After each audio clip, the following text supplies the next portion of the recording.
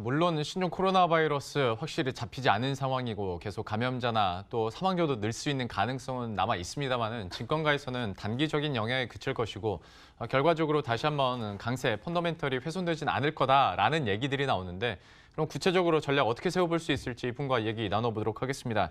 메리츠종금증권 영업부 금융센터 도현정 차장과 함께합니다. 어서 오십시오. 안녕하십니까. 안녕하세요. 오늘의 시장 반등을 글쎄 물론 연속성을 확인해봐야겠습니다만 완전히 진정됐다고 보긴 어렵겠으나 그래도 이제 회복 국면이 언제쯤 될지 그리고 다시 한번 우상향할 수 있을지에 대해서는 어떻게 전망하십니까? 시장은 뭐 장기적으로 봤을 때는 당연히 이제 우상향으로 갈 것으로 예상을 하고 있긴 한데요.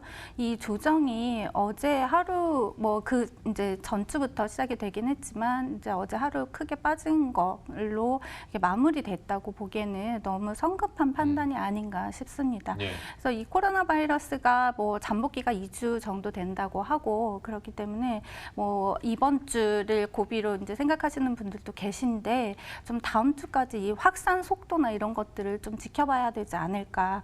그리고 다음 주 월요일 날 중국 시장이 개장을 합니다. 그래서 중국 시장의 상황이나 환율의 추이나 이런 것들을 좀 봐야 되지 않을까. 예, 섣부른 바닥을 확신하는 건 이르지 않나라고 생각합니다. 조금 더 한번 지켜봐야 된다라고 얘기를 해주셨고 아무래도 그 12월 말에 지난 12월 말에 또 발병을 했다 보니까 그 한 달 되는 시점이 또 이번 주 다음 주여서 시장은 좀 그 기간을 좀 보고 있는 것 같은데요. 그 이후까지도 조금 더 봐야 된다. 오늘의 조정에 대해서 그러니까 그렇게 큰 의미를 두기는 좀 쉽진 않을 것 같고. 예, 오늘의 반등은 예, 그렇습니다. 예. 알겠습니다.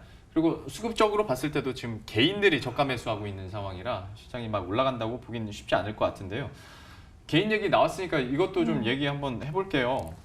결과적으로 기관이나 외국인은 아직도 좀 움츠러들고 있는데 워낙 이제 폭락한 종목들이 많다 보니까 개인이 그냥 말 그대로 줍줍하고 있는 거잖아요. 네. 좀 이거 어떻게 보시는지 결국 우리 시청자 여러분들도 개인 투자자들이라. 그렇죠. 그래서 이런 이제 조정장에서는 자기의 포트폴리오를 조정하는 기회로 삼으셔야 되는 건 맞다고 보고 있습니다. 그렇기 때문에 그러니까 본인의 포트를 확인을 하시고 주도주의 비중을 이제 계속 가지고 갈 것인가 아니면 이렇게 하락 시에 더 추가를 할 것인가 아니면 조금 비중을 덜어내고 다른 주도주로 옮겨갈 것인가 이런 부분에 대해서 고민을 물론 하셔야 됩니다. 그런데 이렇게 아까도 말씀드렸듯이 바닥을 이제 확신하기는 너무 이르기 때문에 사실 급락이 있었을 때 어느 정도 분할 매수를 하시는 거는 이제 사고 싶었는데 못 샀던 종목들 이런 종목들에 대해서 분할 매수 하시는 거는 당연히 이제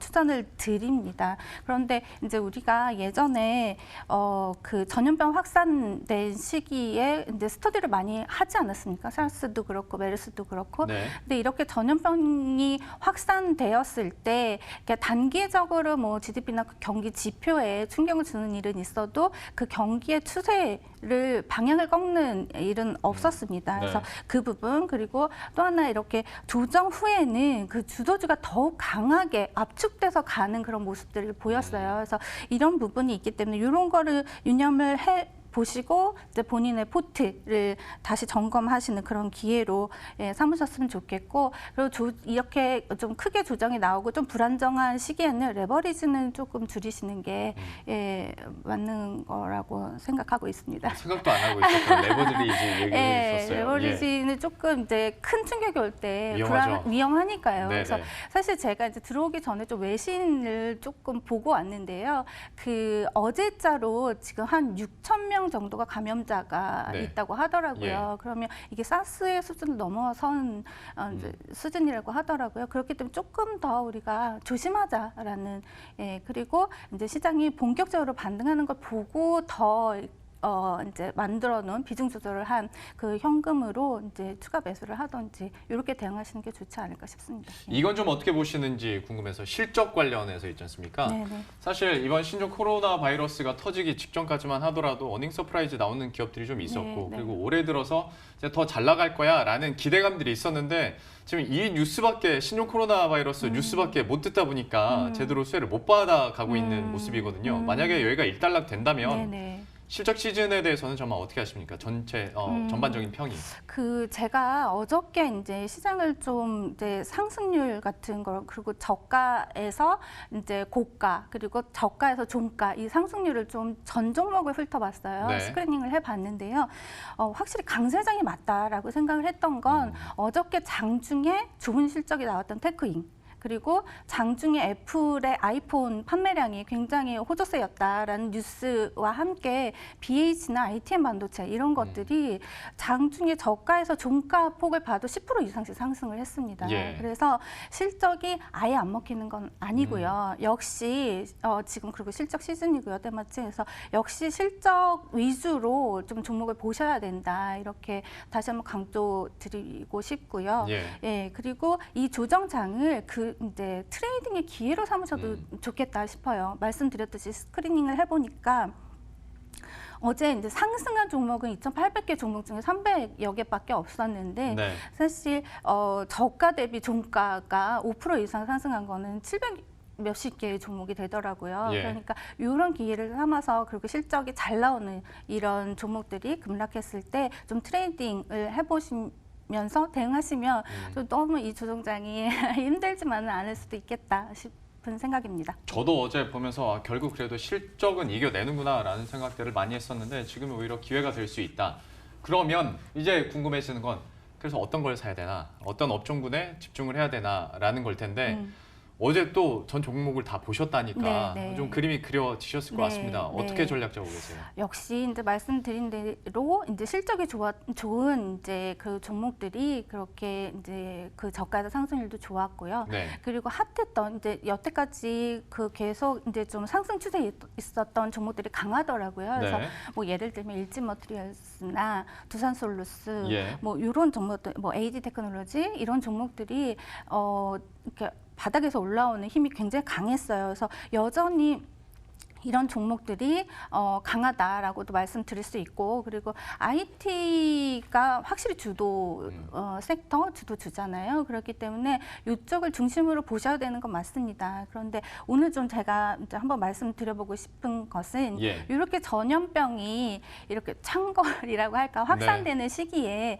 사실은 과거의 예를 보면 우리가 소비액이 굉장히 감소할 걸로 예상이 되잖아요. 네. 그렇지만 인적 교류가 있는 관련된 소비는 줄어들지만 사실은 인적 교류가 없는 소비는 그대로 유지가 되거나 증가를 한다는 거죠. 네. 예를 들면 오프라인이 온라인으로 많이 전이가 돼서 예. 소비액 자체는 그렇게 줄어들지 않는다는 겁니다. 그렇기 때문에 온라인 쇼핑 관련된 종목을 좀 보시면 어떨까. 게다가 사실 오늘 말씀드리고자 하는 종목은 NHN 한국사이버결제인데요. 예. 이게 전자결제 대행업, 그러니까 피지 업체라고 하는데 이 피지 업체들은 실적이 계속 우상향이 됩니다. 이게 뭐 성장 폭은 조금 다를 수는 있지만 그런데 그래서 이 업체가 이제 실적이 계속 증가해 온 것을 보시면 굉장히 단단하다 이렇게 느끼실 수 있는데 예. 작년부터 해외 고객사 아주 큰 뭐 미국의 A사라든지 이런 큰 고객사들이 붙었어요. 그래서 해외 거래액이 작년에 뭐 2분기에 500억이었던 이거 게 아마존이었나요? 애플. 애플? 예, 이미 뭐 보고서도 말씀하셔도 나왔으니까. 됩니다. 예. 말씀 해주셔야 되고요. 아, 예. 네. 보고서 나왔으니까 말씀드려도 될 것 같고 작년 이제 3분기부터 이게 예. 진행이 된 것 같고요. 네. 그리고 올해 이제 상반기에 또 하나 이제 익스피디아가 붙는다고 하더라고요. 예. 그래서 이렇게 해외 거래 금액이 지금 2분기, 전년 뭐 2분기, 3분기 굉장히 증가했는데 올해도 대폭적으로 증가할 것으로 보이고 있어요. 그래서 굉장히 국내에 국한되지 않았다. 그래서 실적 성장도 좀 돋보일 것이고 또한 밸류에이션 또한 좀 달라야 된다, 차별화돼야 된다라는 생각에 오늘 말씀을 드립니다. 더군다나 이게 사실은 전염병이 확산되는 시기가 아니었어도 이렇게 실적 성장하고 좋은 업체인데 환경적으로 조금 더 탄력을 받을 수 있지 않을까 해서 한번 관심 가져보시면 좋을 것 같습니다. 그러니까 뭐 어쨌거나 주도는 IT 부품이나 5G 관련해서는 계속 잘 가겠지만 이외에도 온라인 쇼핑, 특히 전자결제와 관련해서는 NHN 한국사이버결제도 얘기를 해줬어요. 실적도 또 뒷받침이 되고 있는 사안이기 때문에 한번 관심 있게 계속 지켜보도록 하겠고요. 마지막 질문 드려야 될 것 같은데 사실 이거 또 신종 코로나 얘기이긴 합니다만은 이거 터지기 직전까지만 해도 중국 소비주 다시 한번 각광받으면서 시진핑 주석만 오면 돼. 뭐 이게 거의 마침표 수준이었는데 갑자기 꺾였잖아요. 그렇죠. 갖고 계신 분들이 그래서 많을 텐데 이런 분들은 전략 지금 현재 시점에서는 어떻게 세워야 될까요? 지금 갖고서 저는 이제 이 조정장을 트레이딩의 기회로 삼으셔라 이렇게 말씀을 드렸는데 이렇게 좋은 주식이 폭락한 걸 사들이는 것도 마찬가지지만 내가 갖고 있는 주식이 많이 오를 경우에도 조금 비중 조절을 하시면 좋을 것 같습니다. 그래서 어저께 굉장히 이제 중국 소비주 관련된 종목들이 급락을 했는데 오늘 굉장히 이제 그 낙폭을 만회를 하고 있어요. 그런데 저는 너무 섣부르게 따라가지 않으셨으면 좋겠고 혹시 이제 좀 하나도 못 파셨던 분들은 좀 비중 조절을 하시는 게 어떤가 싶습니다. 왜냐하면 말씀드렸듯이 인적 교류가 있는 상황에서 관련된 이런 뭐 여행이나 뭐 항공이나 뭐 카지노나 이런 부분은 확실히 그 실적적으로 영향을 받았어요. 과거에 우리가 예를 보면 그렇기 때문에 이렇게 중국 소비주 중에서도 이렇게 인적 교류가 있는 이런 부분에 대해서는 조금 조심해 주십사 이렇게 부탁드리고 싶어요. 참 물론 중국 소비주에 대해서 얘기를 해주셨지만 전반적으로 포트의 비중 조절도 가능한 시간이 되지 않을까 싶고요. 뭐 계속해서 또 신종 코로나 바이러스 다른 변수들에 대해서는 저희가 투자 전략 계속 세워드리도록 하겠습니다. 이 정도로 마치도록 하죠. 메리츠증권증권 영업부 금융센터 도현정 차장과 함께했고요. 저희들도 여기서 바로 인사드리도록 하겠습니다. 성공 투자하시고 저희 내일 이 시간에 찾아뵙도록 하겠습니다. 시청해주신 여러분 고맙습니다.